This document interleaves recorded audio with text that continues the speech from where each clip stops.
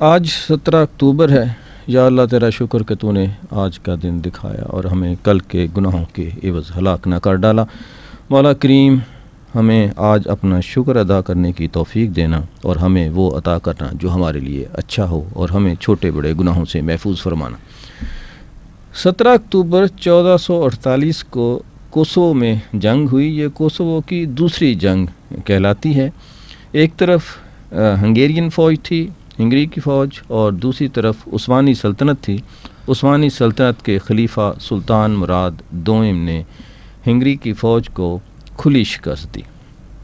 17 اکتوبر 1888 Thomas Edison نے optical phonograph کا brand اپنے نام رجسٹرڈ کرایا، جسے ہم آج کل کی زبان میں فلم پروجیکٹر کہہ سکتے ہیں، جس پر پہلی مووی کی فلم جو ہے وہ نمائش کی جا چکی تھی، جس کی تاریخ تھی 6 اکتوبر. گویا 6 اکتوبر تو پہلی مووی پروجیکٹر پر دکھانے کا دن ہے، لیکن 17 اکتوبر کو ٹامس ایڈیسن نے اس برانڈ کو اپنے نام رجسٹرڈ کرایا. 17 اکتوبر 1907 مارکونی کمپنی نے پہلی وائرلیس کمپنی سروس شروع کی. آپ کو یہ یاد ہی ہوگا کہ ریڈیو جو ہے وہ مارکونی کی ایجاد کہا جاتا ہے، اور ریڈیو جو ہے وہ آواز کو ایک جگہ سے دوسری جگہ پہنچانے کا وائرلیس طریقہ ہے. اس طرح 17 اکتوبر کو وائرلیس کے ذریعے آواز کو دوسری جگہ پہنچانے کا جو خدمات جو تھیں اس کو شروع کیا گیا، اور اس خدمات کے لیے ایک کمپنی بنائی گئی تھی جسے ہم مارکونی کمپنی کہتے ہیں.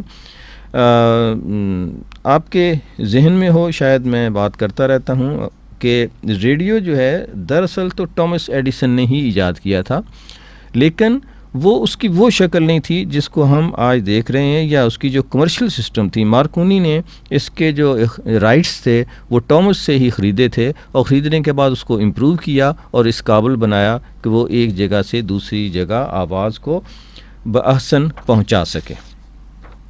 17 اکتوبر 1979 مدر ٹریسا کو نوبل انعام دیا گیا. مدر ٹریسا ایک بہت ہی زبردست خاتون، جنہوں نے انسانوں کی خدمت کے لیے اور انسانیت کی خدمت کے حوالے سے بہت کام کیا اور بہت نام کمایا. بالکل اسی طرز پر جس طرح ہم اپنے ہاں سے ایک نام لے سکتے ہیں جس کا نام ہے عبدالستار ایدھی.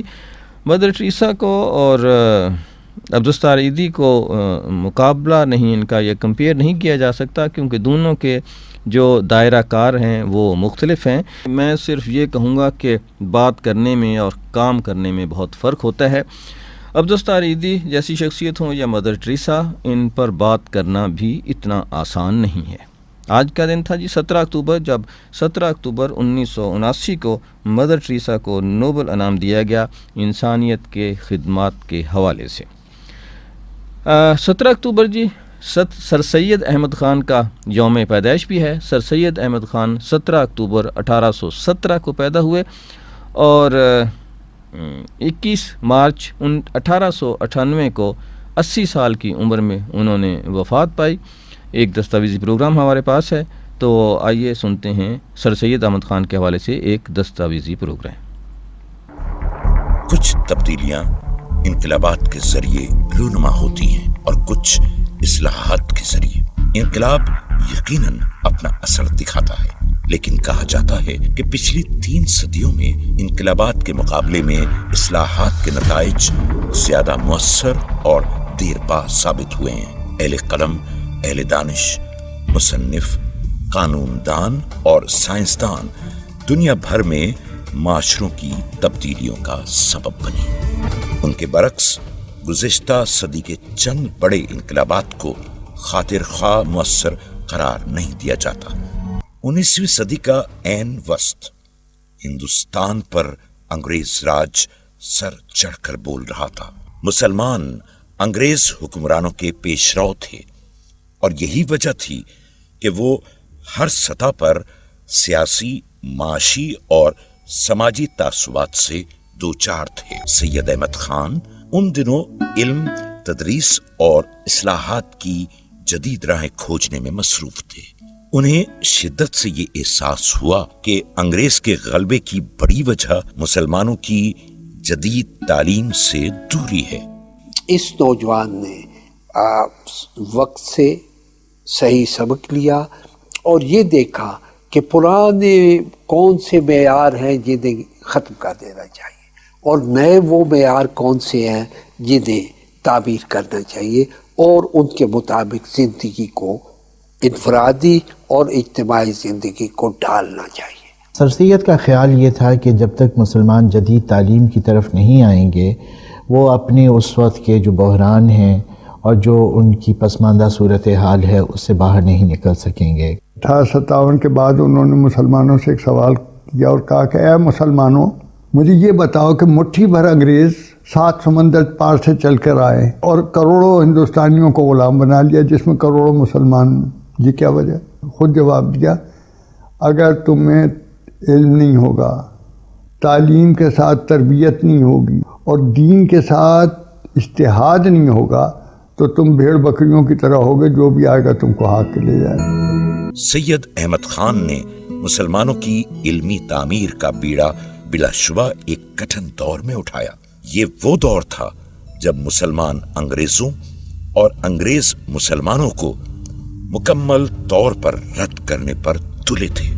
ہندوستان کی ہمدردی تو ان کے دل میں تھی ہی اور مسلمانوں کی ہمدردی ان کے دل میں تھی ہی، لیکن ان کا خیال یہ تھا کہ موجودہ حالات میں ہم کھل کے انگریز کی مزاحمت کی بھی پوزیشن میں نہیں ہیں، اور اگر مزاحمت ہو سکتی تھی تو وہ 1857 میں ہو چکی تھی۔ ایسٹ انڈیا کمپنی جو ہے ٹوٹل ہی دشمن بن گئی تھی کہ انہوں نے 1857 کی جو جنگ آزادی لڑی ہے، جسے ہم جنگ آزادی کہتے ہیں، انہوں نے تو کہا تھا کہ انہوں نے بغاوت کی ہے۔ جوش جہاد تو تھا، بغاوت میں سر تو کٹانے پہ لوگ آمادہ تھے، لیکن ذہن جدید علوم کی اس روشنی سے منور نہیں تھے کہ کوئی باقاعدہ حکمت عملی بنا کے تو اپنی آزادی کی حفاظت کر سکے۔ سید احمد کا خاندان افغانستان کے جنوب مغربی صوبے ہرات سے ہجرت کر کے ہندوستان آیا۔ وہ 17 اکتوبر 1817 کو دلی میں پیدا ہوئے۔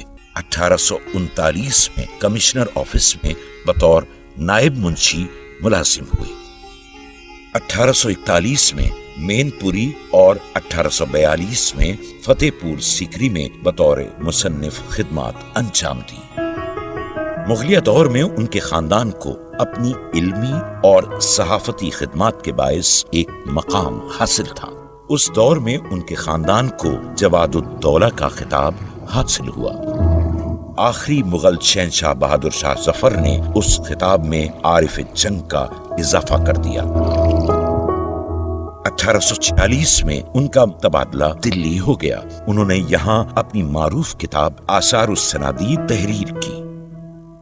تو ایسا مختلف نوع شخص، ایسی ویرائٹی بہت کم لوگوں میں نظر آتی ہے، اور سر سید یقیناً اس بات کے مستحق ہیں کہ ان کو ان کا جائز حق دیا جائے جو شاید ہم ابھی تک نہیں دے پائے۔ سر سید احمد خان نہ صرف یہ کہ ماہر تعلیم، دیکھیے ماہر تعلیم کیا ہوتا ہے، ایک آدمی مجسٹریٹ تو ہے ہی، 20 سال کی عمر میں سرکاری ملازمت میں آ گئے، یو پی کے 10-12 ضلعوں میں وہ صدر الصدور رہے، مجسٹریٹ رہے، سول جج رہے۔ کیوں رہے؟ تعلیم ہوگی تو ہوئے ہوں گے۔ دیکھیں آثار السنادید تو وہ کتاب ہے جس پہ انہوں نے ایک مشغلے کے طور پہ کام کیا، جو پرانی عمارتیں ہیں ان کے ساتھ ان کی رغبت، ان کو محفوظ کس طرح سے کیا جائے، ان کی تاریخ کیسے دریافت کی جائے، تو انہوں نے خاصا وقت اس میں لگایا۔ یہ ان کی خوش نصیبی تھی کہ ان کے دور میں مرزا اسد اللہ خان غالب حیات تھے۔ 1855 میں سید احمد خان نے اکبر اعظم کے زمانے کی مشہور تصنیف۔ سر سید احمد خان ایک ایسی شخصیت تھے جنہوں نے مسلمانوں کی قسم و پرسی کے دنوں میں ان کو حوصلہ دیا۔ اس حوصلے کی ان دنوں ضرورت بھی بہت تھی، اور اسی حوصلے نے مسلمانوں کو آئندہ چل کر پاکستان کی آزادی کے لیے جد و جہد کا رنگ جو ہے وہ دے دیا۔ سر سید احمد کی خدمات پر جتنا بھی ان کو خراج عقیدت پیش کیا جائے کم ہے۔ ایک اور بہت ہی افسوسناک دن ہے یہ آج 17 اکتوبر 1998 حکیم سعید کی شہادت کا دن۔ حکیم سعید 9 جنوری 1920 کو دلی میں پیدا ہوئے۔ حکیم سعید کی شہادت کو میں اپنا ذاتی دکھ سمجھتا ہوں، اور اس نقصان کو میں اپنا ذاتی نقصان سمجھتا ہوں۔ حکیم سعید پر بات کرنا میرے لیے مشکل بھی ہے اور تکلیف دہ بھی. ایک دستاویزی پروگرام سنتے ہیں. محمد سعید نے مذہب، طب و حکمت پر 500 سے زیادہ کتابیں لکھی. ہمدرد پاکستان، مدینۃ الحکمت اور ہمدرد یونیورسٹی ان کے قائم کردہ اہم ادارے ہیں. حکیم محمد سعید بچوں اور بچوں کے ادب سے بے حد دلچسپی رکھتے تھے. شہادت تک وہ بچوں کے لیے شروع کیے گئے جریدے سے وابستہ رہے. انہوں نے نونہال ادب کے نام سے بچوں کے لیے کتب کا سلسلہ بھی شروع کیا جو ابھی تک جاری ہے. حکیم محمد سعید کی انہی خدمات کے اعتراف میں حکومت پاکستان نے انہیں 1966 میں ستارہ امتیاز جبکہ 2000 میں بعد از مرگ نشان امتیاز سے بھی نوازا. اس کے علاوہ مختلف ممالک سے انہوں نے کئی بڑے اعزازات بھی حاصل کیے. انسان دوست حکیم محمد سعید کے علمی تجربے سے ہر سربراہ مملکت نے فائدہ اٹھایا. حکیم محمد سعید مختصر عرصے کے لیے سندھ کے گورنر بھی رہے. اپنے حسن اخلاق کے باعث وہ بچوں اور بڑوں میں یکساں مقبول تھے. 17 اکتوبر 1998 کی صبح جب وہ اپنے گھر سے مطب پہنچے تو نامعلوم افراد نے انہیں گولیوں کا نشانہ بنا کر شہید کر دیا. طب اور ادب کے میدان میں حکیم محمد سعید کی سماعت کو نہ صرف پاکستان بلکہ بین الاقوامی سطح پر تسلیم کیا جاتا ہے اور ان کی کمی طب اور ادب کے شعبے میں آج تک محسوس کی جاتی ہے. حکیم محمد سعید ایک شاندار شخصیت ہے. رفا انٹرنیشنل یونیورسٹی کے پرو چانسلر ہیں جناب حسن خان صاحب. ان کے ساتھ ایک میٹنگ میں موجود تھا. ایک واقعہ انہوں نے مجھے سنایا, وہ میں آپ کے ساتھ شیئر کرنا چاہتا ہوں. انہوں نے کہا کہ یہ حکیم سعید صاحب سے انہوں نے یہ سنا تھا, یعنی یہ کوئی سنی سنائی بات نہیں ہے, براہ راست انہوں نے حکیم سعید صاحب سے سنا.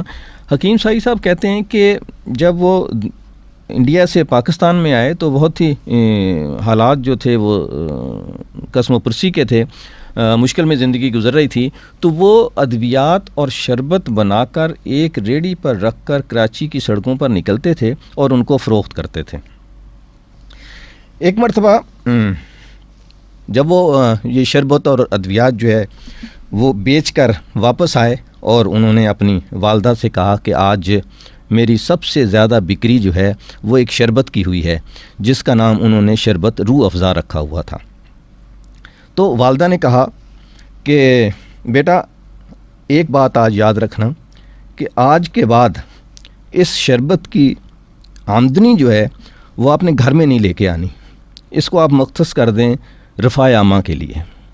اور حکیم سعید کہنے لگے کہ وہ دن اور آج کا دن میں نے روح افزا کی آمدنی کو اپنے گھر پر خرچ نہیں کیا, اس کو میں نے رفاع عامہ کے لیے مختص کر دیا ہوا ہے. حکیم سعید جیسے لوگوں کی کمی کبھی بھی پوری نہیں کی جا سکتی. آج دن تھا جی حکیم سعید کی شہادت کا. مشکل ایسے لوگ جو ہیں وہ مشکل سے پیدا ہوتے ہیں. بہرحال جی ایک اور دن پہ ہم بات کرتے ہیں. آج عالمی دن ہے جی غربت کے خاتمے کا. ہم اکثر یہ بات کرتے رہتے ہیں کہ ہم غربت کو ختم کرنے کی بجائے غریبوں کو ختم کرنے کا دن منا رہے ہیں, لیکن غربت بھی ختم کی جا سکتی ہے اگر ہم کسی بات کا تہیہ کر لیں کہ اس ملک سے برائی کو ختم کرنا ہے تو ہم کر سکتے ہیں. ایک مرتبہ ایسے ہی واقعہ درمیان میں ایک یاد آ گیا. ایک باہر سے دوست آئے ہوئے تھے نوجوان یو کے سے, رشید صاحب. میں ان کو باہر چھوڑنے گیا تو باہر پٹرول پمپ پر بہت لمبی لائن لگی ہوئی تھی, تو مجھے بہت شرمندگی سے ہوئی اور میں نے بڑا شرمندگی سے میں نے کہا بس رشید صاحب آج کل تو پاکستان کے یہی حالات ہیں. تو اس نے مجھے کہا کہ نہیں, اس کو ختم کرنا ہے اور ہم ہی نے ختم کرنا ہے. اس کا یہ جوش و جذبہ دیکھ کر میرے دل میں بھی تھوڑا سی امنگ پیدا ہوئی کہ ہاں یہ بات تو اس نے ٹھیک کی ہے. اگر ہم یہ کہتے رہیں کہ یہ جی یہ یوں ہے فلاں ہے اور اس کے لیے کریں کچھ بھی نہیں تو تب جو ہے بات نہیں ہو سکتی, بات بنتی نہیں ہے. تو اس لیے اگر اس ملک سے برائی کو ختم کرنا ہے تو اس کے لیے ایک تہیہ کرنا ہے اور یہ سوچ کر تہیہ کرنا ہے کہ ہم ہی نے اس کو ختم کرنا ہے. ہم کرپشن پر بات کرتے ہیں لیکن خود کرپٹ ہوتے ہیں. ہم جھوٹ پر بات کرتے ہیں, خود جھوٹ بولتے ہیں. ہم غربت کے خاتمے کی بات کرتے ہیں لیکن نہ کسی یتیم کے سر پر ہاتھ رکھتے ہیں اور نہ کسی کو کھانا کھلاتے ہیں, نہ کھانا کھلانے کی ترغیب دیتے ہیں. میں نے جو بھی تھوڑا بہت قرآن کو پڑھا ہے, میرے خیال میں ہر دوسرے تیسرے صفحے پہ یہ بات آ جاتی ہے کہ تباہی ہے ان لوگوں کے لیے نہ کھانا کھلاتے ہیں اور نہ دوسروں کو کھانا کھلانے کی ترغیب دیتے ہیں.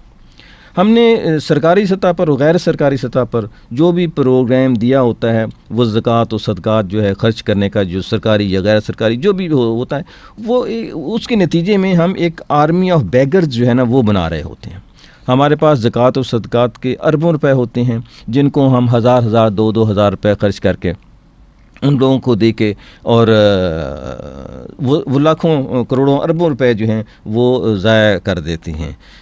ہونا یہ چاہیے کہ ہم ان کو عوام کو، جو غریب لوگ ہیں، جو نیڈی ہیں، جو ضرورت مند ہیں، ان کو ان کے پاؤں پر کھڑا کریں، نہ صرف کہ ان کی ایک لسٹیں بنا لیں. اور دی آرمی آف بیگرز، میں تو ان کو یہی کہتا ہوں کہ ہم نے ایک کروڑوں لوگ ہیں جن کو ہم لسٹیں بنا کر ان کو مستحقین زکوٰۃ بنا دیا ہے.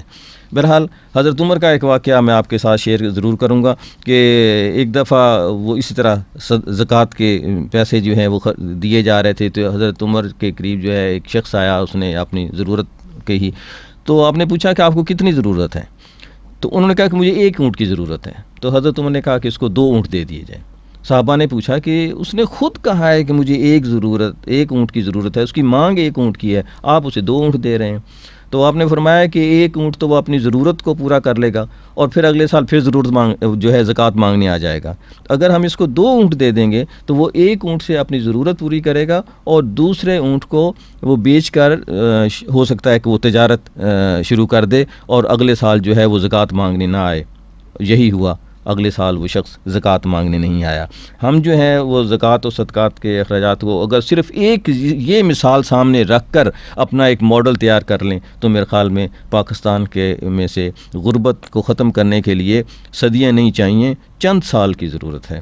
بہرحال آج دن تھا جی، عالمی دن ہے برائے خاتمہ غربت.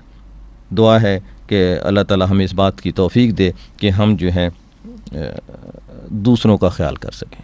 جزاک اللہ.